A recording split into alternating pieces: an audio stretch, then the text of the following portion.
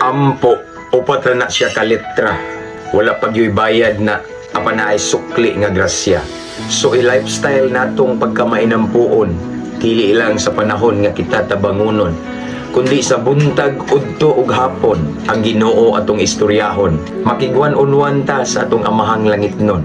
Timani ang giingon ni Jesus mga igsuon, pagtukaw ug pagmainampuon, aron dili ta mahidalinas sa mga tentasyon. So atong prayer life atong seryosohon, likayan atong pagkahingatugon, kundi magmainampuon ta sa tanang higayon, aron kita magmadaugon, magmalahutayon ug magmabungahon. Mabungahong kabuntagon mga igsuon, ampo, amping, abante ug padayon. To God be the glory. God bless everyone. Anong gibuhat to? Bisan kang ngit-ngit sa